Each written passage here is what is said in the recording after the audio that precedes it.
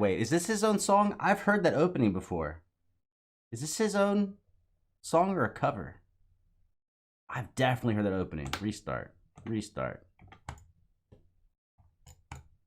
Whoops.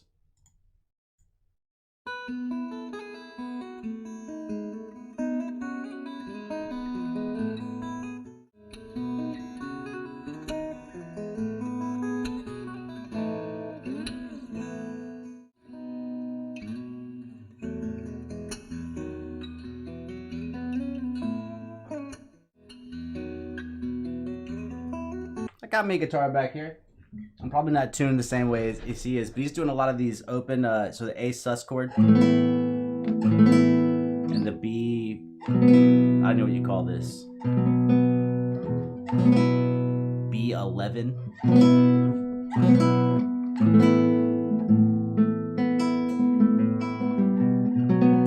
To E. So you're really utilizing a lot of these open strings here.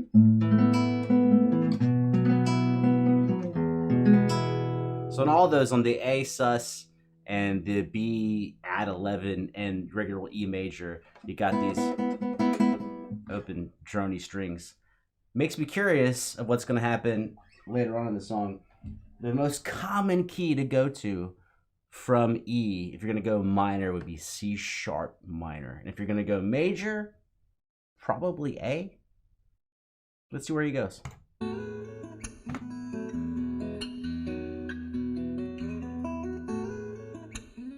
That's C minor, sharp minor.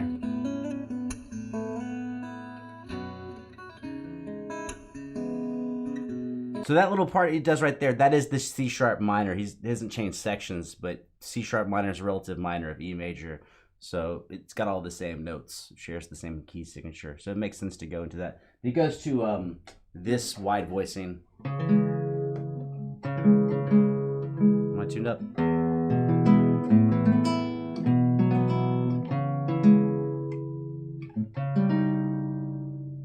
I guess he's not using that note.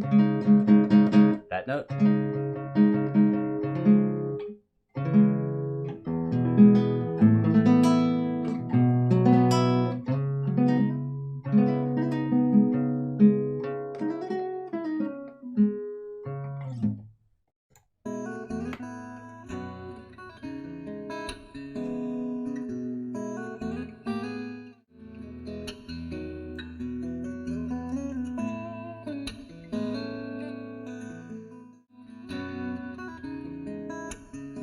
That little lick, that's what I was thinking about. What is this?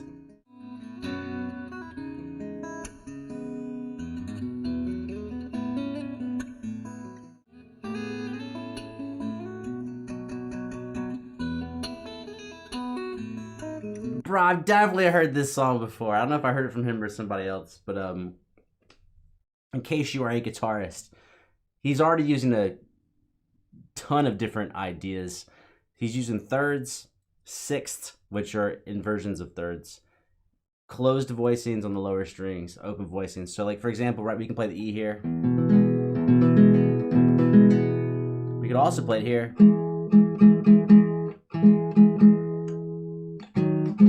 So you get...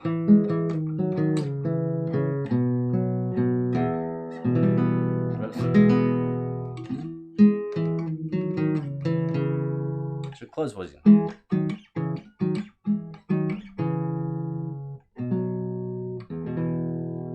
Right, and we can do a similar voicing up top.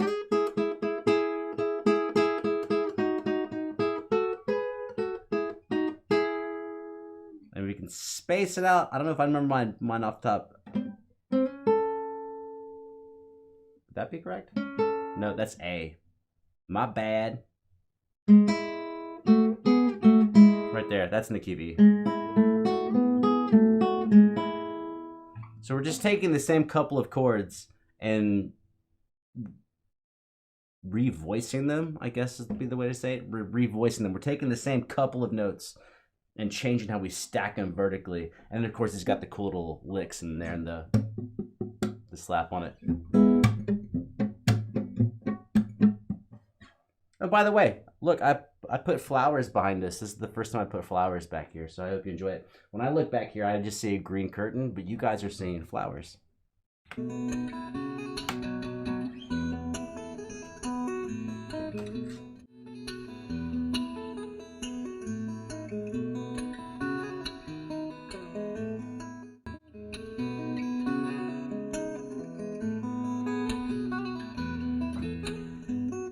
Okay, I have no idea what he's playing, but basically the idea now is going very far apart. So you got the bass line.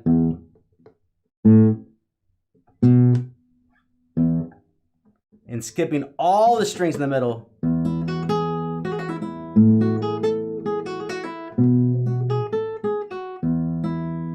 So we're hitting bass note. Wait, maybe E to A?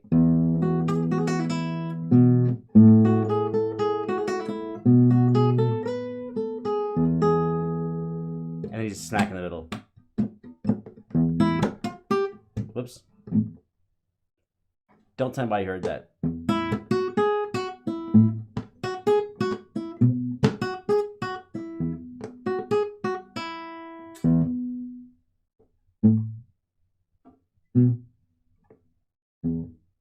Which is the same thing as.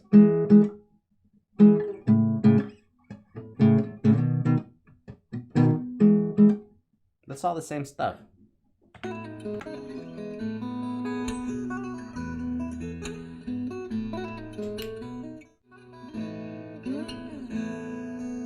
A sus, B, C sharp minor. Where's A?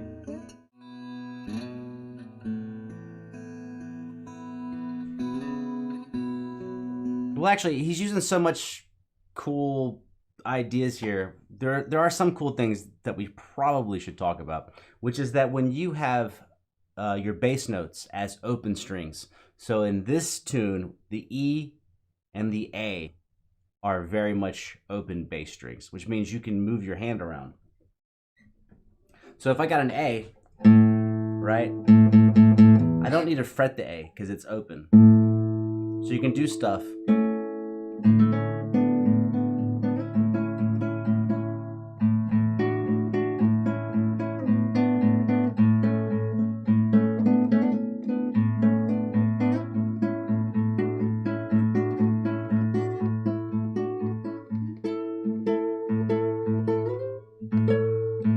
So you can just keep sliding around with that. Same thing with the E.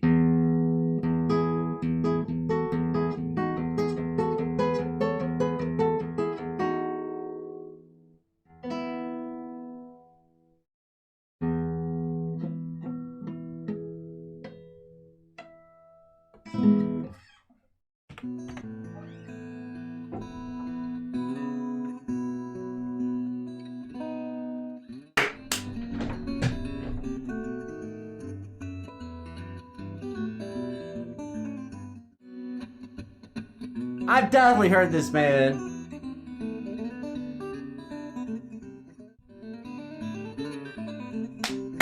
That's so good. Oh my god.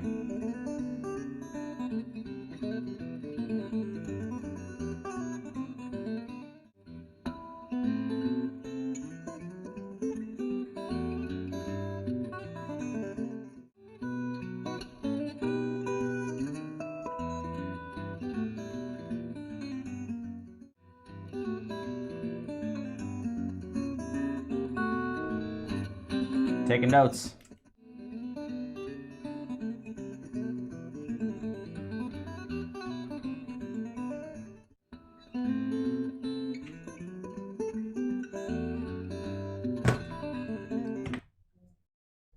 So in case you never met a walking bass line, it's like you're walking footsteps. If you're counting 1, 2, 3, 4, you're playing a bass note on every part of the beat. I don't have one in my head, but we'll make one.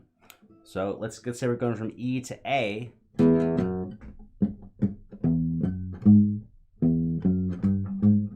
There we go. So we need 4 notes to get to A. Our first note is the name of the chord, E. We're gonna walk up, F sharp. G is actually minor, but it doesn't matter because we're passing through it to get to G sharp, which is the approach note to A. E, A.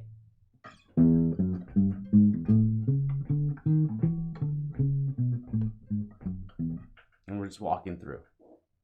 I didn't really think that out so much, but usually you think about your first three notes as kind of establishing the sound of the chord you want to do, and your fourth note should be an approach to get to the next chord tone. So in the first example here,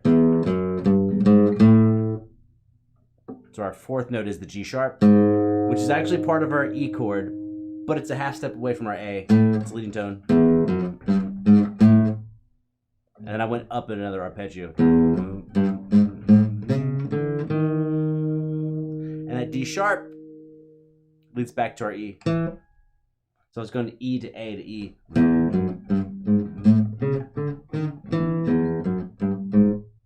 So I just made too many notes, but you get it. And then you put your hand against the guitar to make it feel more, instead of this sound, put your hand against the guitar and you get more of a upright bass sound. Right. Right, right, right.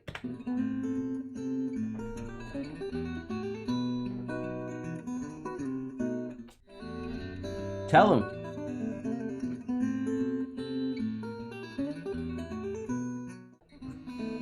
It's awesome.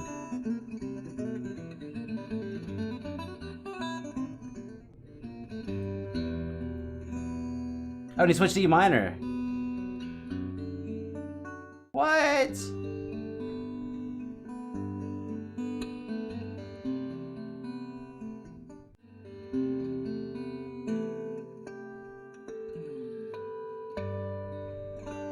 He took his last chord and instead of landing on E major, made it to E minor, which that's pretty common. But now he's completely moved.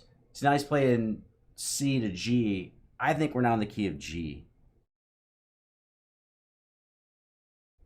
Which G and E are close cousins. So like E minor, so I should have been specific with the minor.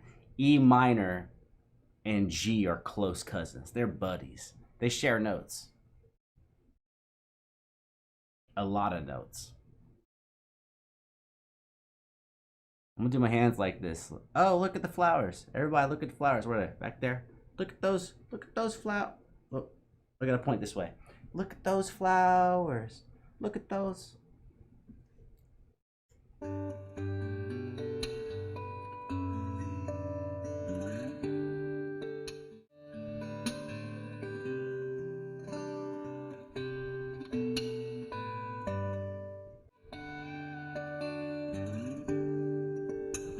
Oh, is this like 3 of his best covers put together in one long track?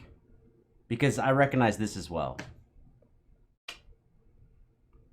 Hey, bagus.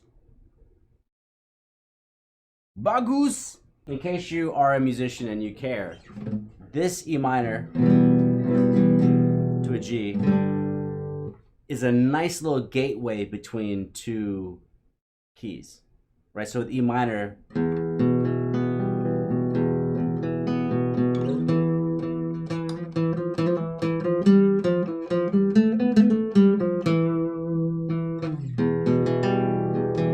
go to the G,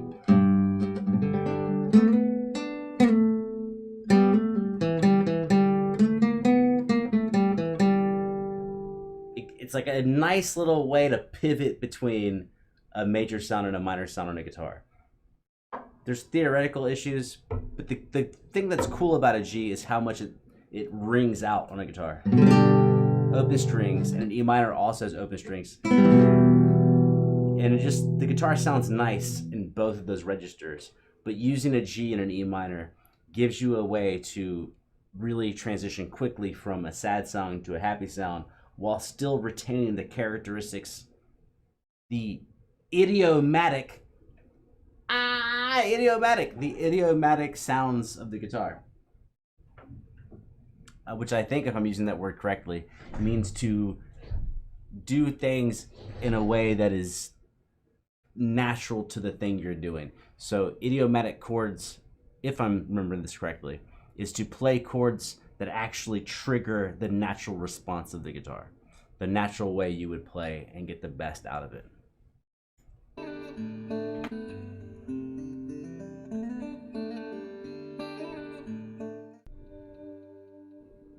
Let's go. Please do not like, do not subscribe, do not follow. Terima kasih sudah menyaksikan aksi memukau dari Alip Bata bareng kami di Niar Entertainment. Kalau kamu suka, jangan lupa tekan like, tulis komentar, dan tentu saja subscribe biar nggak ketinggalan tayangan serunya. Sampai jumpa di episode berikutnya, tetap santai, tetap enjoy, dan tetap di Niar Entertainment.